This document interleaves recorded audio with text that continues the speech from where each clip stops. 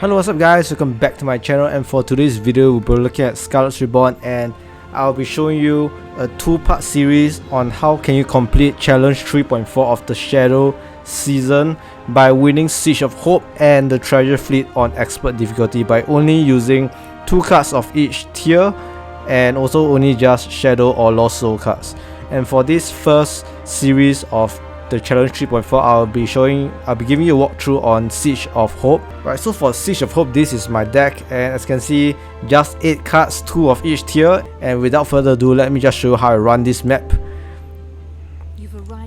And for Siege of Hope, we got Dread Chargers, and the reason why I chose Dread Chargers is that it has S counter and it just costs 60 power plus Swift, which is better than Witch Claws, which costs 70 power. All in all, the reason why we want S counter is because in the beginning we'll just face small units, we won't really face any medium-sized units. So S counter would be the best for the beginning of this game, and slowly just take down the Twilight enemy units and then take down the infestation base, and have one of the Dread Chargers just go up over here to get your 4 power wells. So while attacking the Twilight buildings and enemy units, you can also get up power well, so you will just gain much more power along the way. And I would kill off one of my Dread Chargers to get back void power. The main purpose of the Dread Charger is to just get up the power wells here, so once done, kill it, and also to get rid of the infestation base here. Then you can just kill any other Dread Chargers you have and leave one alive.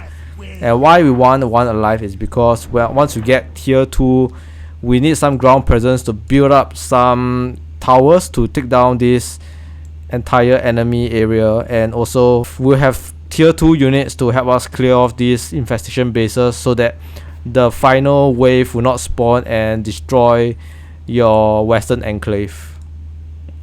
So now just get up your power wells. Once all your power wells are up, get up your monument, and let me just fast forward until we get our tier 2.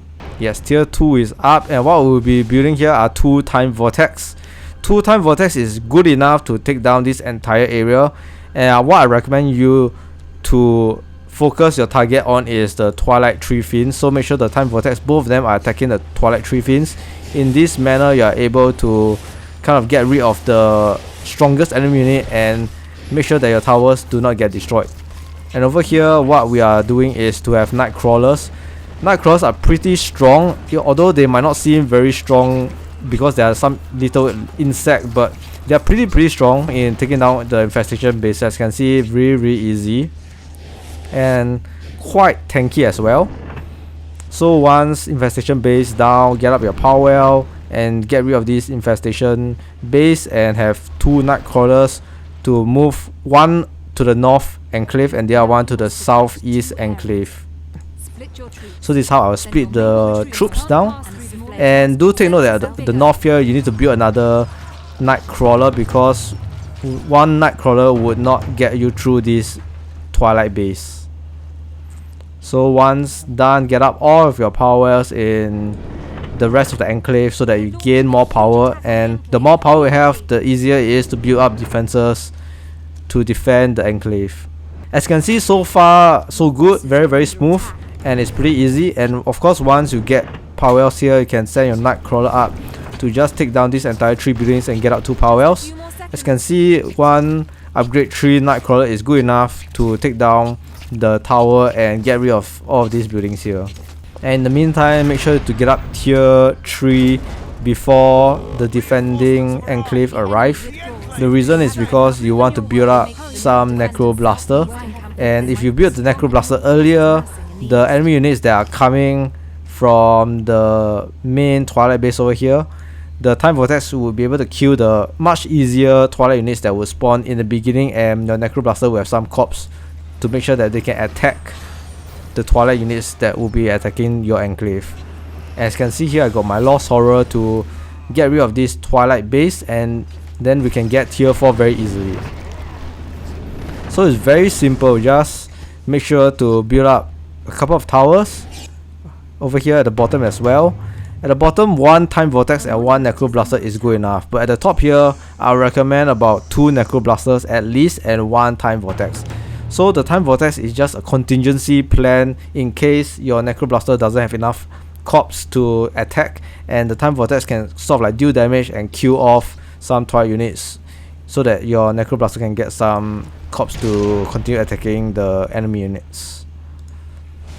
And what I recommend over here is that when the Twilight units come, I'll just show you right now, when the Twilight units come and they destroy a wall, or if you bring down your doors, this group of friendly units will go out and attack them, and when they are out, make sure to build a Necroblaster at their camping spot. So this would really help you have towers closer to the wall and attack the Twilight units.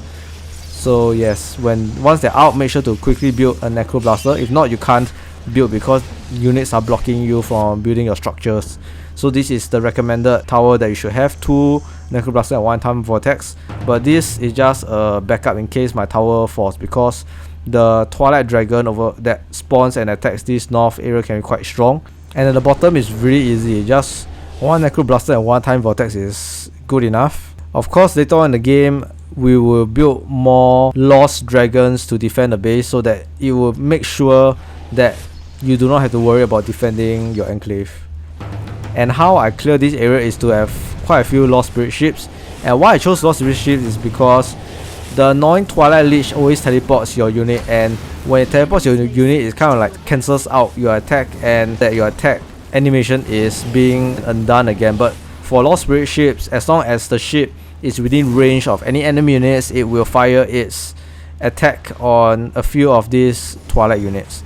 So they don't have any animation whatsoever, they just fire their missiles from the ship, which makes them a pretty good unit to take down this area where there's so many Twilight units. And also, I will opt for you guys to use flying units, because there's not as many Twilight units that can attack flying units. So recommend flying units. Later on, I will summon Lost Dragons to help me in taking down this entire big Twilight base. So basically, I'll just keep repeating this movement where I'll attack the Twilight base and retreat to heal my Lost Spirit ships, and attacking again back and forth. Let's just see some defense. Yes, as you can see, Lost Dragon to defend my base, and at the top I'll also be building Lost Dragons. So at this point, your defenses are really solid. Just make sure to come back time and time again to repair your walls or repair your towers.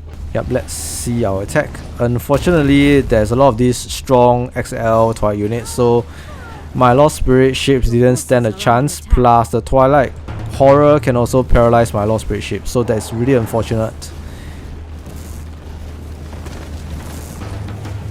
What I recommend is to have at least like maybe 5 Lost Spirit ships. That would be helpful. And also get some Lost Dragons to attack this area once the ground is softened when you attack this base a couple of times with your Lost Spirit ships. So once again, I'm healing, and I now will send my entire army with Lost Dragons and my Lost Horror. Let's go and destroy the base. As you can see, I still got plenty of time, over 5 minutes before the final boss spawns. And it is really simple to get rid of a lot of things, or a lot of the units here in this map. And I'm just going to show you how my base goes. And as you can see, for my Lost Dragons, I have the Purple Affinity one, which when I attack the Twilight units, they will do 50% less damage. And why I chose this is because for the Twilight Dragon over here, it has Leader's Immunity. So for the Green Affinity one, it blocks ranged abilities, but it does not affect Twilight Dragon. However, for this damage reduction, you can see that it affects the Twilight Dragon. That's why I opt for the Purple Affinity Lost Dragon, for you to make sure that your units would be a lot safer when the enemy units, they deal 50% less damage to your flying units. Just can see, very easy. And let me just speed up my run until we meet with the final boss, the Twilight Infester. Alright, we are gonna win this game soon. And yeah, exactly, as you can see, I didn't have much difficulty in this map. Make sure to just have your Lost Spirit ships to sort of like run around this area and retreat once your Lost Spirit ships have low health. Other than this main area, which I find to be probably the most annoying and difficult to defeat, the other areas are very easy to defend your base or get rid of this area to get a tier 3. Simply quite manageable, I would say. and the main problem will just be the main base. But as you can see, even with the main base, as long as you got proper technique on the Lost Spirit ships, you should be able to get this main base down, and later on with some help with your Lost Dragons when you got enough power. I got so much power right in my power pool right now. And let us just take down the final boss. And for Siege of Hope, the final boss is really easy to kill, as you can see, very fast. And this is how you complete Siege of Hope on expert difficulty with challenge 3.4 of the Shadow Season. And if you enjoyed my video, don't forget to hit the subscribe button, and I'll see you guys again real soon from the next video.